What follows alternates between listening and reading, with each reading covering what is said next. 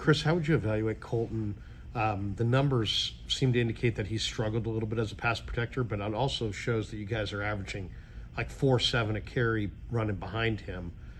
What does the film show with Colton and how he's done? Job. He's had the bad play. He's had the Pittsburgh game was an outlier. We left him alone, and he fought the best fight he could. And he lost some battles, and obviously the guy had a good day, and he got beat once on Sunday. The rest of the day he had a really good day against the same players. So whatever, I don't know the evaluation process and how it goes. He's not graded any better or any worse run or pass. Obviously, you'd like to not have the sack he gave up, but he did a bunch of really good things in the game as well. Everybody's got room to improve. Our whole group up front, man, we got room to improve. Obviously, Sunday there were some nice things in the protection game. We had a good game and so on and so forth, but there's just we got so much work to do to improve, and Colton's part of that process. He's got to get better. Jake, all of them do. They all got work to do. Trent, all of us. It's the season. It's just different. I don't know why. I don't know how to describe it. But and as well as we may or may not be playing, our record's good. We can play better. And I think it's just the off season, training camp.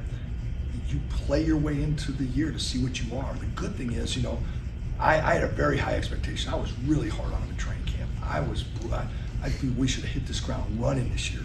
But you got to play in the games. You got to get back into game condition. We got to get a feel for how things are going this year. The defenses, how they're defending us differently based on what we did a year ago, and it's just a process. And the good thing is, I think that our jump off spot different than a year ago is higher. Where Colton is, where the inside tier 3 players are, we jump off at a higher spot. So as we go through the season, 4 games in, now we keep progressing. I think it gets better and better. So I'm not down on Colton in any stretch of the imagination. Pass protection, run game wise, he's got some work to do. Chris, you could leave the tight end into block. You could use your backs to block. You guys, looking at the numbers in the first month, have allowed the offensive line to be on an island largely, and you're getting 5 out in the pattern. You're making them defend the entire field, and Brock's getting rid of it quick. Why is that the plan? Why is that the preferred plan, do you think? I think there's a lot of different reasons to do something. Again, Kyle's got a lot of different reasons for doing it. One thing is, when you're not certain, to me, this is me talking, when you're not certain what they're going to be in, if I know they're going to be in single high, and I know I could probably get fewer guys. When I don't know if I may get a 3-man rush, a 4-man rush, I may get cover 2. I need all my guys out so I can progress and have someone to go to. I leave a tight end in, all of a sudden it's not the right coverage, and I want to throw the ball to Ayuk, but now I don't have the flare control underneath it. I can't. I'm holding the ball because this guy's blocking. I may have 10 days to throw the ball, but there's nobody open. So maybe and I can't answer that question as to why we decide to do that more. I'm assuming it is for some of those reasons, because maybe you don't know exactly what they're going to be and you're trying to give your quarterback the most options. Maybe it's the way Kyle feels best about attacking that defense. Maybe it's the way we feel Brock. Those are good plays for Brock and getting the guys out with the options.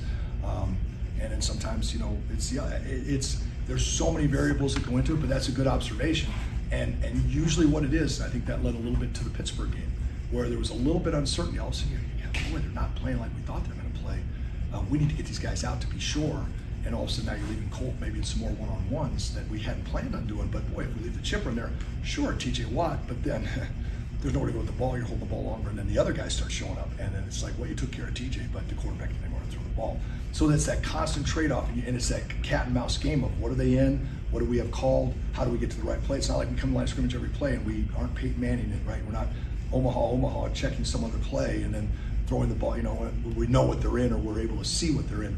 We're calling it, and he's executing it, and that's what.